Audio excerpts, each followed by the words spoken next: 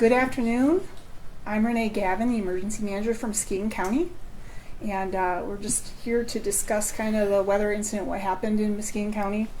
This morning we were struck by a severe storm system that continues to affect the Muskegon County area. Our emergency services have trained for these incidents and remain vigilant in the response efforts. The safety of our residents is our primary focus. This morning, 2 severe storm events came on shore from Muskegon to the Whitehall area. The first system arrived around 5:19 a.m. and the second around 5:55 a.m. The National Weather Service office in Grand Rapids reported winds from 68 to 71 miles per hour. Within the first hour of the storm system, there were 776 calls into 911. There were numerous reports of wires and trees down, including several trees that had fallen through homes.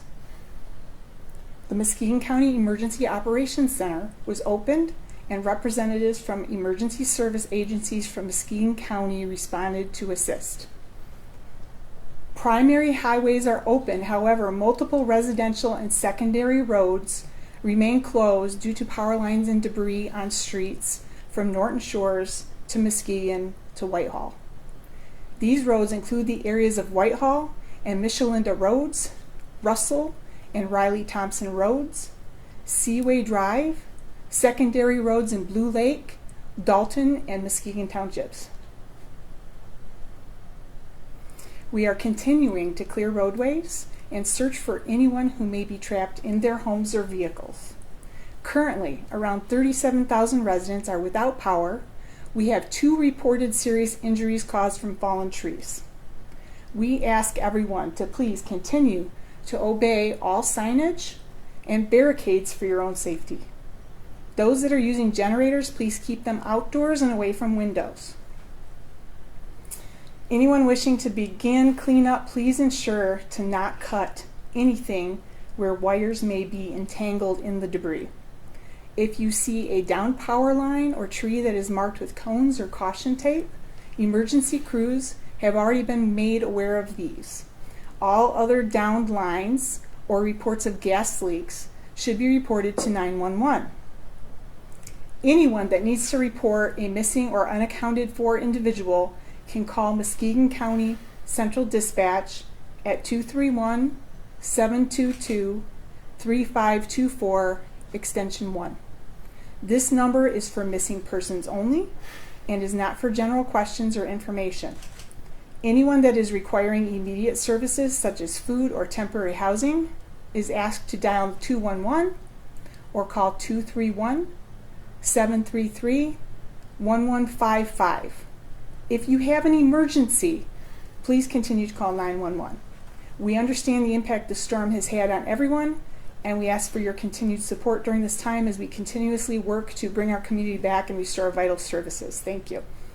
And I'll introduce those that are with me. Lieutenant Brandon Poole, the Norton Shores Police Department. Lieutenant Austin Amont, Muskegon County Sheriff. Rich Hodeman, Community Affairs Manager, Consumers Energy. Bob Gagnon, Fire Chief for the City of Norton Shores. Lieutenant Michelle Robinson, Public Information Officer, Michigan State Police 6th District. And I'll turn it over to Rich Hodeman from Consumers if there are questions for him. Yeah, I can give you a couple just general updates if you'd like before questions. Does that sound great? Okay. So my name is Rich Hodeman, Consumers Energy, Community Affairs Manager. We had about, we want to provide a quick update. Right now we've had about 40,000 restored customers with about 160,000 that were impacted in total. About about a third of those outages occurred in the Muskegon, Ottawa, and Newaygo areas. So that was where a lot of the damage was initially felt. As we speak, we're carrying out our plan. We have over 260 crews monitoring and battling our outages as we speak, and we are making plans to increase that level tomorrow. We're going to have some of our in-state collaborations leverage tomorrow, and we should also have about 5 out-of-state crews coming in to give us some support. We just really want to say thank you to all of our customers that are patient through this process.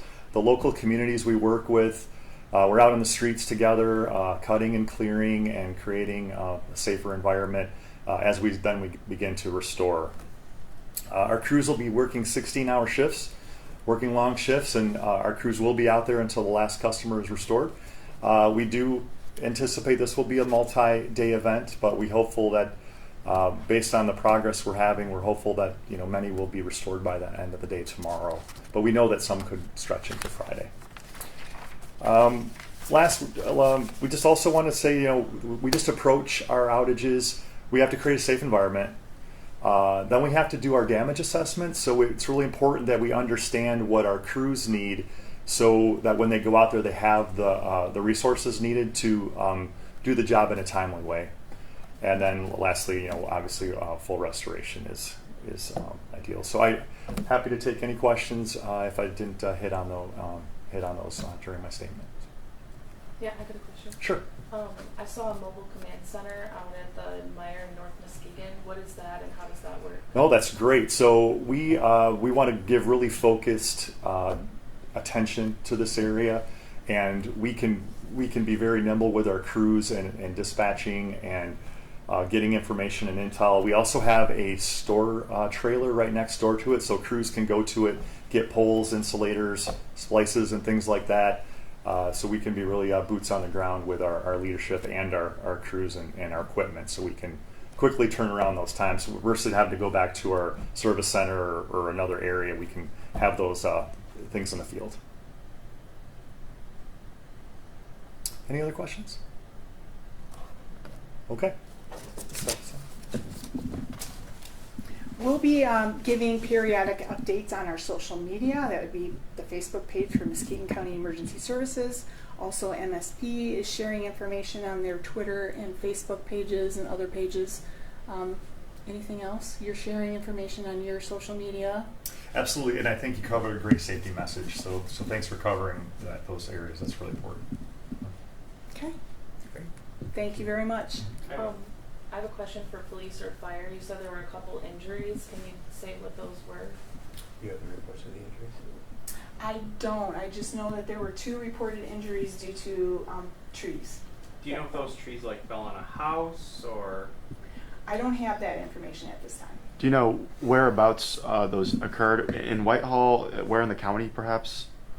No, we have a long list of stuff, and I don't have those specifics at this time. Mm-hmm. There was one crash this morning on 31 near White Lake Drive.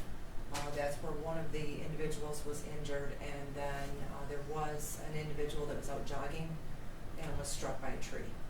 So those are the 2 serious injuries that we've been accounted for, but we're still in a recovery effort at this point, where we really highly encourage individuals that if they know of someone that they haven't seen that may still be in their homes and cannot get out, that is something that we do want to have you report right away to make sure that we can provide assistance to them as soon as possible.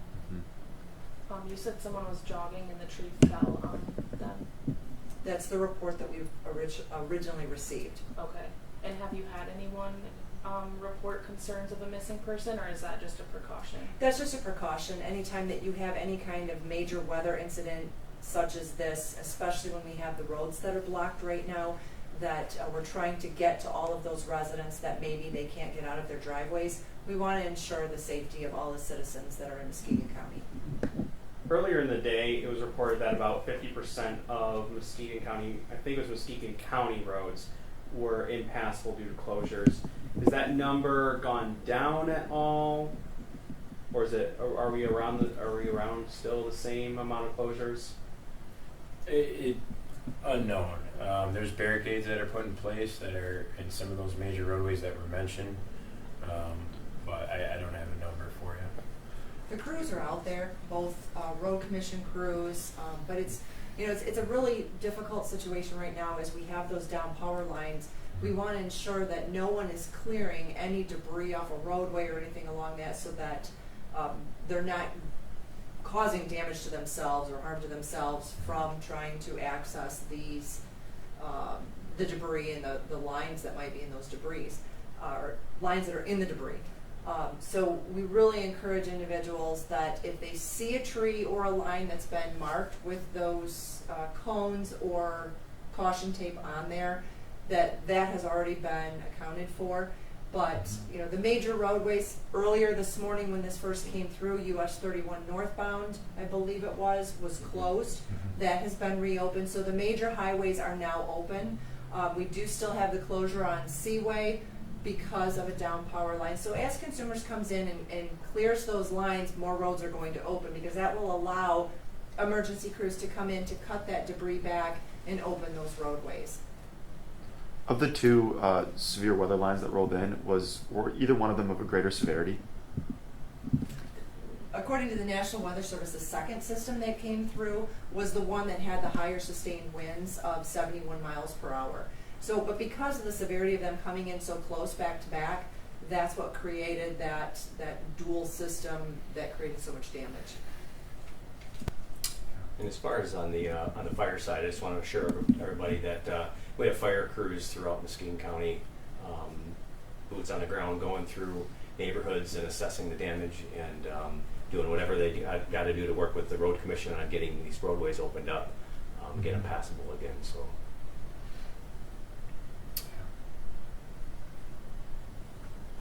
Anything else?